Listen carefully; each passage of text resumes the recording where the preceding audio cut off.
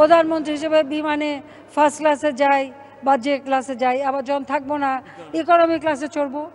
ক্ষমতাকে কখনো ভোগ বিলাসের বস্তুতে পরিণত করিনি। আর ক্ষমতা এসে কি কোন ব্র্যান্ড পরবো, কোন ব্র্যান্ড নিয়ে চলবো, কোন গাড়ি চলবো, কোন দেশ থেকে ফার্নিচার আনবো, সেই মানে কি বলে ইটালিয়ান আনবো না দুবাই থেকে আনবো না কোন চাকচিক্য আনবো, কত বড় স্যান্ডেলিয়া লাগাবো, ওই সব চিন্তা করি না মাননীয় স্পিকার। বসা চেয়ারখানাকে কতটা ডেকোরেট করব ওই চিন্তা করিনি, বরং স্যান্ডেলিয়া সরিয়ে দিয়েছি। গণভবনে বোধহয় একটা দুটো রুমে আছে, বাকি সব সরিয়ে দিয়েছি, চেয়ারও বদলে দিয়েছি অনেক। ওগুলির দরকার নেই তো।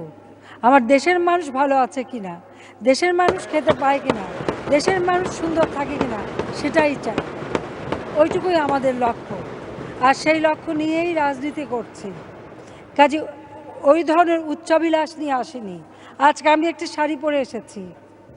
আমার মেয়ে আজ সকালে তার কিছু বিদেশি বন্ধু এসেছিল, তারা সোনারগাঁ গিয়েছিল সেখানে দেখতে, সেখানে তাঁতিরে বসে তাঁত বোনায়, সেই তাঁত বোনানো সেখান থেকে এই শাড়িখানা সে কিনে নিয়ে এসেছে। 6,500 টাকা দাম চেয়েছিল, সেখান থেকে নাকি 500 টাকা আবার কম নিয়েছে। তো 500 টাকা কম নিল, সেই জন্য আমি আবার আমার জামাই বাবাজিকে একটু বললাম যে তুমি তাকে 500 টাকা কম দিলা কেন, বরং 500 টাকারও বেশি দিয়ে আসা উচিত ছিল। তো বললেন যে আম্মা কিনতে গেলে তো একটু বার্গেনিং করতেই হবে। কাজে সেই সেটা আমি বললাম এই শাড়িটা পরেই আজকে আমি যাব।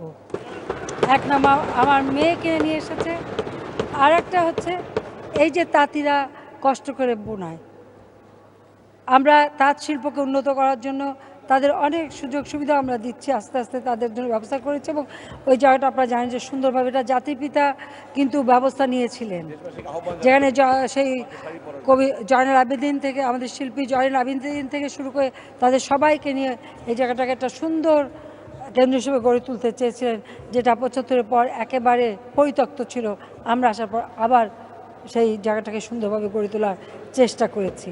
কাজে আমাদের দেশে যারা এদেশের কামার কুমার তাঁতি জেলে খেটে খাওয়া মানুষ, তাদেরকে আমরা মূল্যায়ন করি, তাদেরকে আমরা গুরুত্ব দেই, তাদের যে কর্মক্ষমতা দক্ষতা তা যাতে বৃদ্ধি পায় সেটাই আমরা চেষ্টা করি, এবং তাদের জীবনটা যেন উন্নত হয় সেটাই আমরা চাই।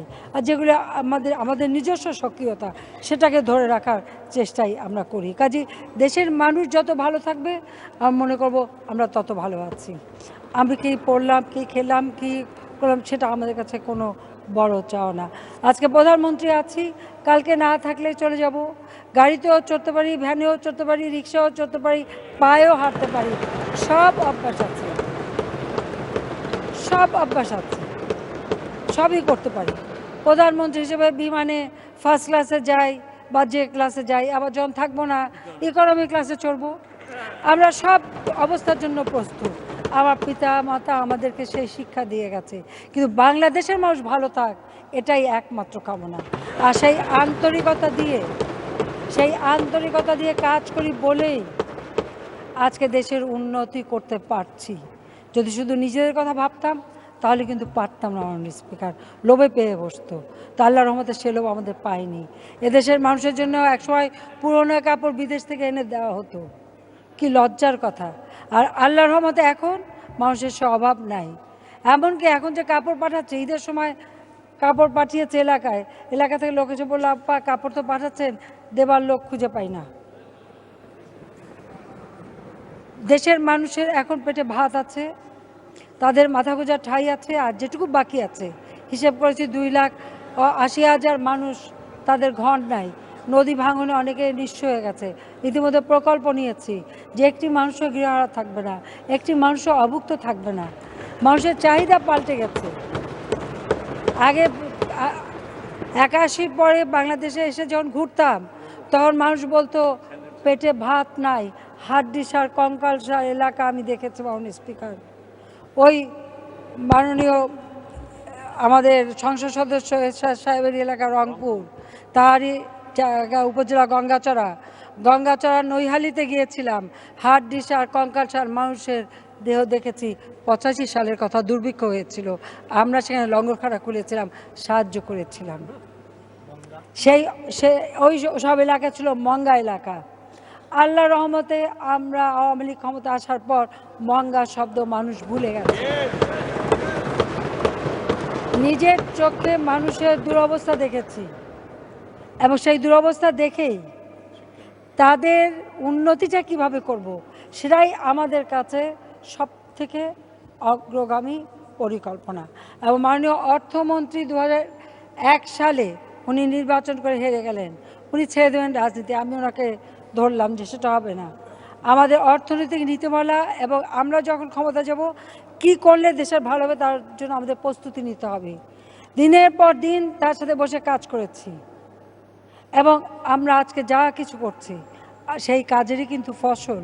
আমরা পরিকল্পনা নিয়েছি, আমাদের 2021 সালে আমরা এদেশের স্বাধীনতা সুবর্ণ জয়ন্তী পালন করব।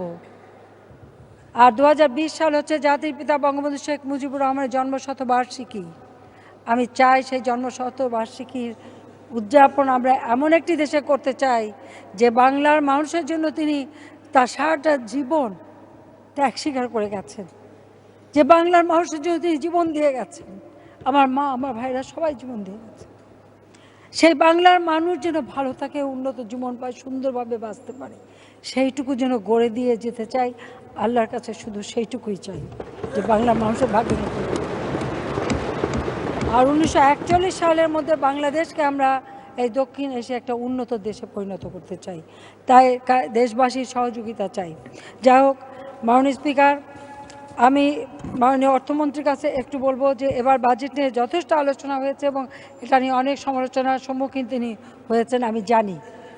তা বাজেট মানুষের জন্য, মানুষের কোনো দুর্ভোগ হোক, মানুষের কোনো কষ্ট হোক, সেটা অবশ্যই আমরা চাই না, মাননীয় অর্থমন্ত্রীও চান না, এটা আমি বলতে পারি।